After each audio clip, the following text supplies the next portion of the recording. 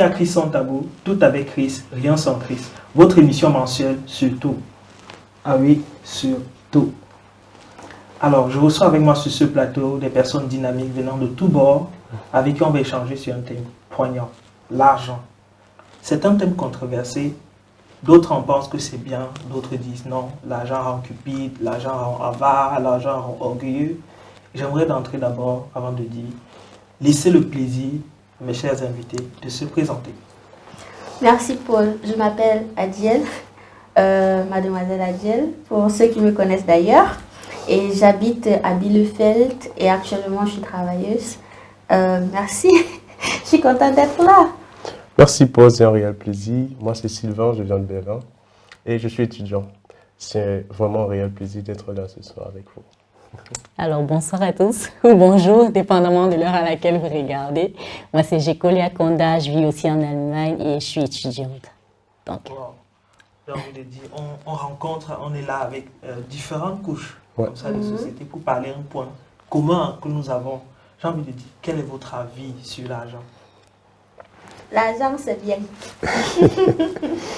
L'argent, c'est très bien. Franchement, mieux tu pleures quelque part où tu es en sécurité, où tu n'as pas chaud, tu n'as pas froid, dans une belle maison que tu as payée ou bien dans ta voiture, que de pleurer dehors, sous l'hiver. Quand tu vas dormir où? Non, l'argent est bien. Seulement pour ces raisons-là, l'argent est bien. Moi, je vais épouser l'idée d'Adiel. C'est vraiment important pour un homme d'avoir de l'argent parce que avec l'argent, on peut se faire plaisir. Par exemple, acheter ce mignon costume, bien ce beau costume que je porte ce soir, l'argent est vraiment important.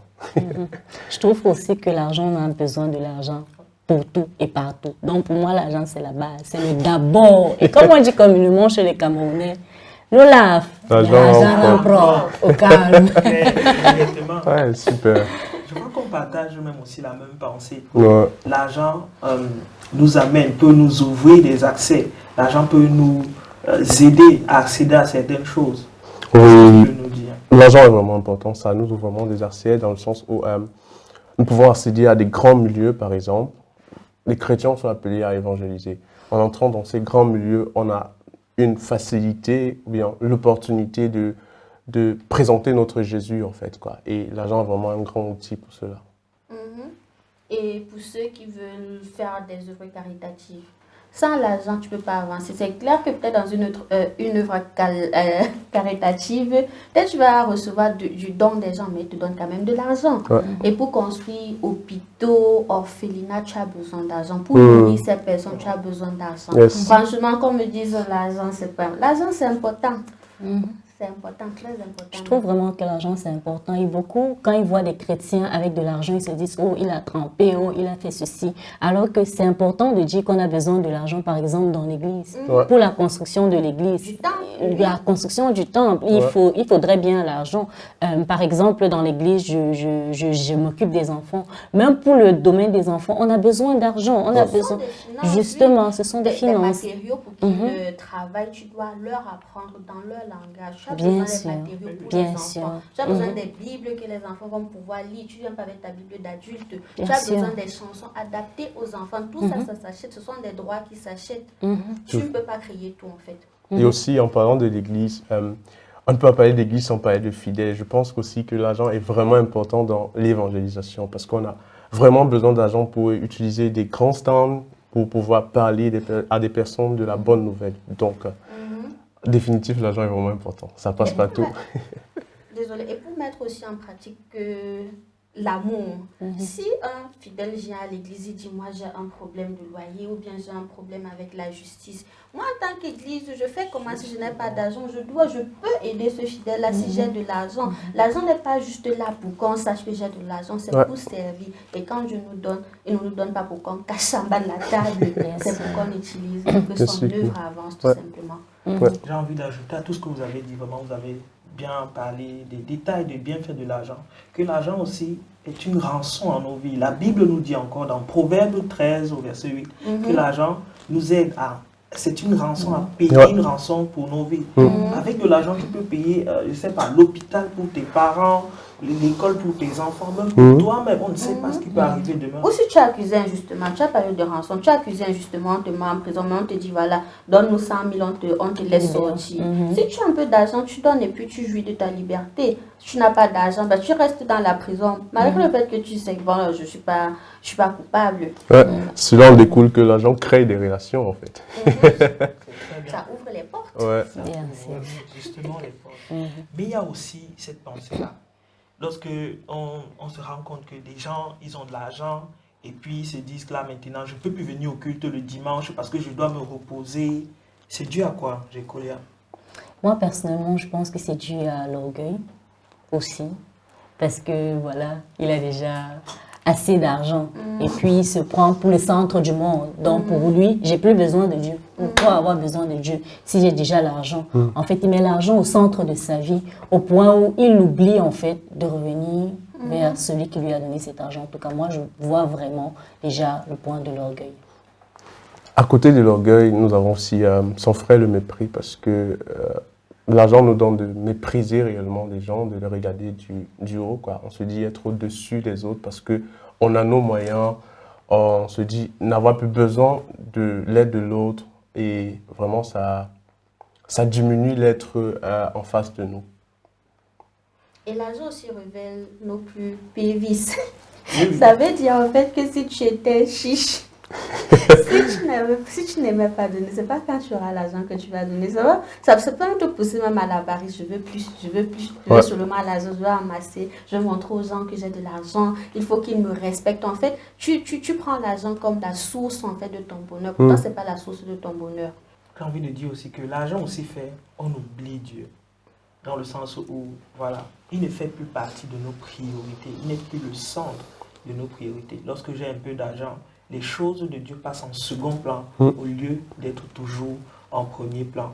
Et aussi le fait du gaspillage. Ce n'est pas parce que Dieu te donne qu'il faut gaspiller. Tu as besoin souvent d'épargner. Dieu peut te bénir dans une saison.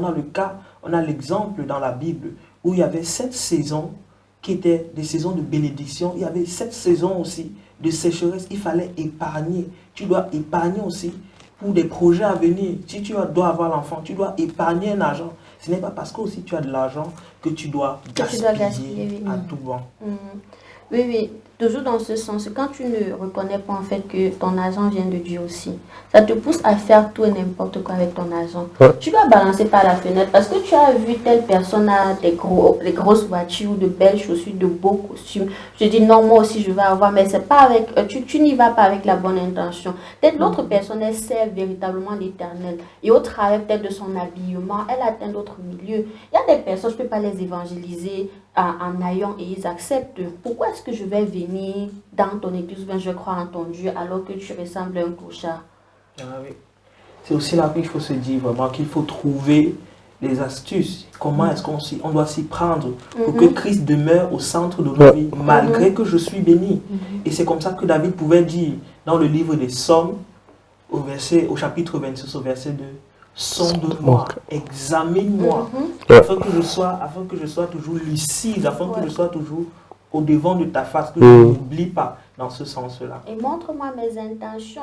Je veux, quand je te demande de l'argent, c'est pour faire quoi? Est-ce que c'est pour être vu? Et si, Seigneur, c'est pour être vu, tue cela en moi. Que le moi ne prenne pas le dessus, mais que ce soit toi qui prennes le dessus, afin que le jour où tu vas me réclamer l'argent que tu m'as donné, que ce ne soit pas difficile de te rendre. Parce que c'est plus comme un prêt. Tout appartient à Dieu. Il n'y a rien que tu peux dire. Tu vas dire, ah, j'ai des millions de milliards. Mais ça ne t'appartient pas. Dieu t'a prêté l'argent. Là, tu dois savoir revenir à lui et demander, Seigneur, je fais quoi avec cet argent? Ouais, j'aimerais vraiment insister là-dessus, sur ce brisement, parce que le brisement est vraiment important dans cette mouvance, en fait, parce que si tu n'es réellement pas brisé, l'argent peut devenir ton maître, en fait, quoi. Donc, tu as besoin, comme tu disais tantôt, de revenir toujours au centre, de revenir à celui-là qui t'a fait voir, en fait, quoi. Parce que parfois, lorsque Dieu nous fait voir les hommes, on oublie toujours de présenter ce Dieu qui nous a fait voir ces hommes, en fait, quoi. Donc, c'est vraiment important de revenir au centre, de revenir à la source même. j'ai envie aussi de parler de l'intégrité. Il est important d'être intègre. La Bible prend un exemple de Job sur l'intégrité. Job payait sa dîme. C'est ça aussi, c'est l'intégrité. Ça te permet de voir, est-ce que l'argent ne prend pas toute la place? Est-ce que je ne deviens pas avarice lorsque je paye ma dîme, je donne où j'ai à donner, où je dois donner. Et ça nous aide comme ça à rester aussi calés, ne pas, à ce que l'argent ne prenne pas le dessus sur nous, quoi. Oui, bien sûr, sur comment contourner les pièges de la richesse. Je dirais aussi vraiment de tout le temps s'examiner, dans le sens où être vrai envers toi-même, être vrai envers Dieu. Je dis, Seigneur, est-ce que les motifs de mon cœur sont vraiment purs à ce moment donné? Et surtout, pour moi, c'est se poser la question régulièrement que maintenant que je suis riche, si on me demandait ou si Jésus me demande, par exemple, de tout abandonner pour le suivre, est-ce que je le ferais? Comme par exemple l'histoire du riche dans les évangiles, où il était justement, où il était vraiment riche. Et la Bible nous dit le gars suivait les 10 commandements à la lettre. Donc, en d'autres termes, on va dire que le gars, il maîtrisait. Il maîtrisait en fait. Et puis, mais quand Jésus lui a dit, OK, tout va bien, tu fais bien. Mais maintenant, laisse tout ce que tu as et suis-moi. Et il n'a pas pu suivre Jésus. Et la Bible nous a dit à ce moment donné-là qu'il est plus difficile pour un riche d'entrer dans le royaume de Dieu que pour une aiguille, pour un chameau dans le trou d'une aiguille. C'est vraiment, vraiment compliqué. Du coup, voyant un peu cette comparaison que Jésus a fait, vraiment se poser la question. S'il arrive que Jésus me dise maintenant que donc, je me rappelle aussi, si je peux continuer, l'histoire d'une tata, par exemple, à qui, à un moment donné, je crois qu'elle devait faire ses papiers pour voyager. Et un argent entré dans son compte, elle était tellement contente que, avec l'argent, et c'était tout ce qu'elle avait. Et certes, elle devait faire ses papiers pour voyager, elle était encore au Cameroun, mais le Seigneur lui a dit, en fait, cet argent, je veux que tu donnes à telle église. Elle était du genre, non, ça va m'aider, Seigneur, tu m'as donné cet argent, j'ai cru que c'était pour voyager. Le Seigneur lui a dit, mademoiselle, vide-moi ton compte. Et elle était du jamais, c'est l'argent sur lequel je comptais. Mais au final, elle a vidé son compte. Et je vous assure, dès qu'elle a vidé son compte, elle nous a dit qu'elle a reçu la somme d'argent la plus importante de toute sa vie après avoir libéré cet argent. Donc c'est aussi ça, justement, l'acte d'obéissance. Et c'est aussi ça, vraiment, une manière d'éviter en fait le piège. De maîtriser aussi vraiment ses envies. L'argent là, si Dieu dit, rends-moi, je fais comment. Si tu donnes à telle personne, je fais comment. Parce que l'argent que Dieu te donne, j'ai dit tout à l'heure, c'est le prêt, c'est le don. Mais il peut te dire encore ce que tu vas faire avec l'argent là. C'est clair que même si tu travailles, même si tu es le plus grand ingénieur, l'homme le plus riche, tu n'es pas riche de par tes capacités. Tu ne t'es pas créé seul, c'est Dieu qui t'a créé. Donc tout ce que tu auras de toute ta vie appartiendra toujours à Dieu. Argent, maison, richesse, tout ça. Donc, en tant que chrétien, même si je suis je suis le Aliko Dangote, le Bill Gates ou bien le Elon Musk, dès que Dieu dit que vide ton compte, je dois vider mon compte par obéissance. Parce que ce qu'il m'a donné, c'est aussi une manière pour lui de me montrer à quel point je lui appartiens ou pas, à quel point mon cœur est dirigé soit par l'argent ou bien soit par lui. C'est comme ça que me vient le verset là. Là où est ton trésor? J'aime vraiment la façon avec laquelle Dieu nous prend parce que Dieu c'est un père en fait, quoi. On va prendre peut-être l'exemple d'un papa qui achète un biscuit et qui donne à son enfant. Et il redemande le biscuit après avoir donné à l'enfant. Enfin, en soi, le fait de redemander, ce n'est pas parce qu'il veut le biscuit absolument, mais c'est pour tester le cœur de l'enfant. Est-ce que l'enfant a cette aptitude à pouvoir redonner, en fait, quoi. Et c'est ce qui se passe avec nous. Lorsque Dieu nous donne une richesse et lorsqu'il demande une partie, en fait, c'est pour tester l'aptitude, en fait. Parce que lui seul, en soi, il est le Dieu de l'or et l'argent, en fait, quoi. En soi, il n'a vraiment pas besoin de ton argent. Mais ce qu'il a besoin, c'est ton attitude, c'est ton cœur qu'il cherche, en fait, au travers de ton donner, en fait, quoi. Justement, ce donner facile, là, on retrouve aussi ça dans la parole de Dieu, dans le livre des Actes, au chapitre 20, verset 35. Là où le Seigneur nous parle sur le donner, là. Et ça nous permet aussi, lorsque tu donnes, le Seigneur voit là, comme tu l'as mentionné, pour examiner notre donner, notre attitude. Et ça nous permet aussi d'être focalisés, d'éviter ce genre de piège-là aussi. Mais est-ce qu'on va se dire, est-ce qu'un chrétien peut avoir pour objectif seulement, comme but ultime de sa vie, seulement de gagner de l'argent ou bien d'acquérir des richesses? Je dirais non. Je dirais non. Parce que à côté de gagner de l'argent, il y a aussi travailler sur soi, en fait, quoi. Travailler sur sa relation avec Dieu, travailler sur sa relation avec les hommes, en fait, quoi. Parce que l'argent vient juste pour compléter. Mais en soi, tu peux avoir tout ton argent, mais si tu n'es pas en bonne relation avec les autres, en soi, ton argent ne te servira à rien. Tu seras malheureux avec cet argent. Et la Bible dit quelque part, mieux vaut une main pleine avec la joie qu'une maison pleine d'argent et qui n'ait pas de la joie, en fait, quoi. Donc, c'est vraiment important de savoir garder, à côté de l'argent, de savoir garder ses relations avec les hommes, quoi. Vraiment très, très, très intéressant ce que tu dis. Je trouve vraiment que pour un chrétien, but ultime, je ne dirais pas. Mais je ne vais pas refuser aussi si c'est le but d'un chrétien, parce que c'est aussi important de le dire. Mais vraiment, but ultime, il y a beaucoup de choses, par exemple, que le Seigneur nous demande. Il y a vraiment, quand on va, par exemple, dans Matthieu 28, le verset 19 à 20, où on voit la charte de mission d'un chrétien, d'aller dans toutes les nations et de faire des disciples, justement. Donc, pour moi, but ultime, là... Je pense que l'argent, c'est un moyen. L'argent n'est pas le maître, l'argent n'est pas le but ultime. Mon but ultime doit être quelque chose de précis. Comme tu as dit, à faire de toutes les nations des disciples. J'ai besoin de l'argent, c'est un moyen. Ce n'est pas le but ultime. Je prends cela pour travailler, pour créer peut-être des associations, pour créer des groupes où je vais peut-être enseigner des gens, où je vais les envoyer. Et pour les envoyer, si tu envoies des gens en tant que missionnaire, il y a les transports, gérer leur nutrition, comment est-ce qu'ils vont se déplacer dans la maison, c'est tout ça, c'est de l'argent. Donc, pas tout simplement dire que c'est mon but ultime, non. L'argent reste et demeure un moyen. Et puis, l'argent n'est pas ton maître. Parce que si tu fais de l'argent ton but ultime, c'est comme si l'argent était ton maître. Toute ta vie, tu cours derrière l'argent. Je vais être riche, je vais être riche. Tu atteins 100 millions, tu dis non, c'est 200 millions le prochain. Après, c'est le milliard. Après, tu veux toujours plus. Là, c'est l'argent ton maître. Tu tombes dans le piège de l'insatisfaction. On a parcouru des points et des recoins vraiment concernant l'argent. Waouh, je trouve vraiment que c'est super bénissant pour moi. En tout cas, je suis béni au travers des échanges. C'est un plaisir comme ça de partager ça avec vous, de rencontrer que voilà, il y a des pièges qui sont liés à l'argent.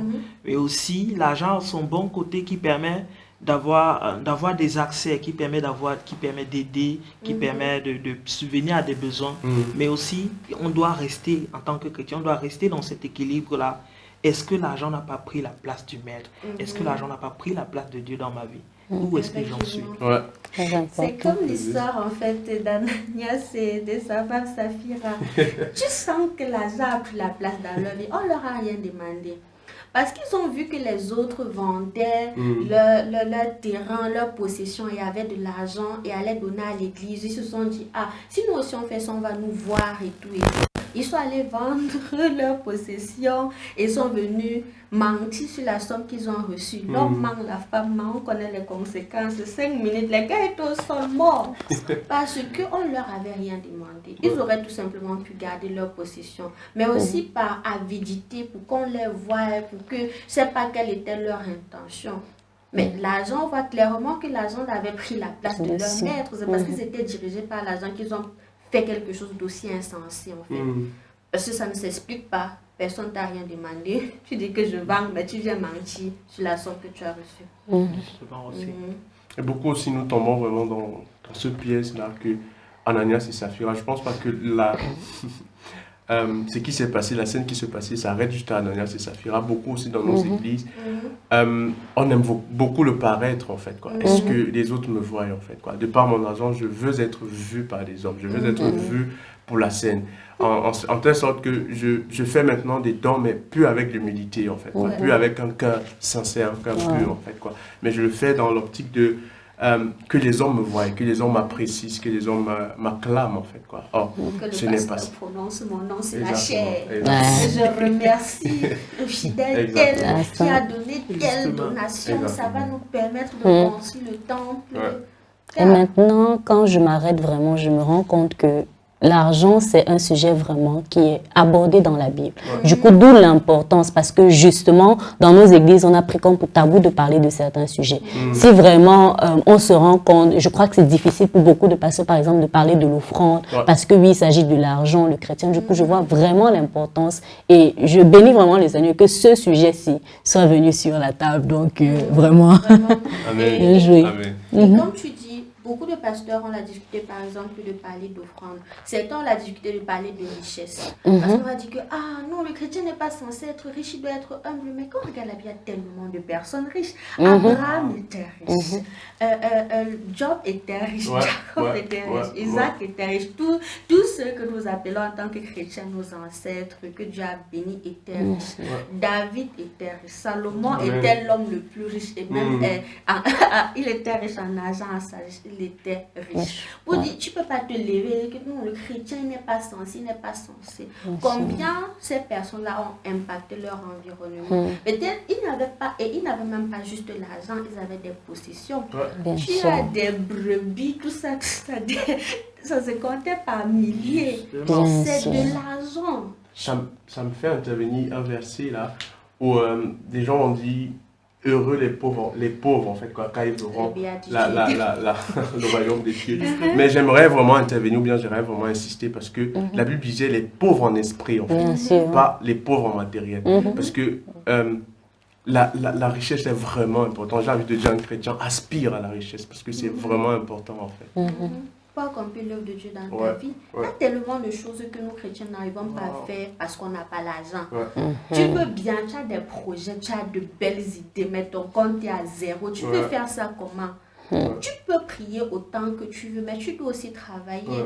Comme dans Proverbe 13, verset 11, le trésor que tu amasses vite, voilà, ça va vite finir. Par contre, tu dois travailler pour atteindre la richesse. Et puis, tu amasses doucement et avec sagesse et ça va grandir. Aussi parce que le Seigneur multiplie quand il connaît ton cœur. Si c'est que vraiment l'enfant, si là, elle ne me prend pas l'argent, ou elle ne veut pas l'argent juste pour paraître, elle veut de l'argent parce que je lui ai donné telle mission, bien parce qu'elle a aussi ça à cœur. Elle connaît mon cœur, elle connaît les gens que je vais atteindre.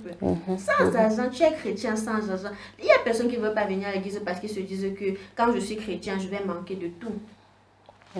Parce qu'on n'aspire pas, à la richesse. On ne nous dit pas que non.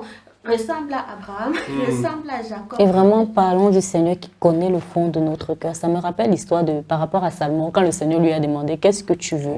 Et puis, au lieu de demander la richesse, il a demandé la sagesse. Mais le Seigneur lui a donné et la sagesse et la richesse parce que justement, le motif de son cœur, ce n'était pas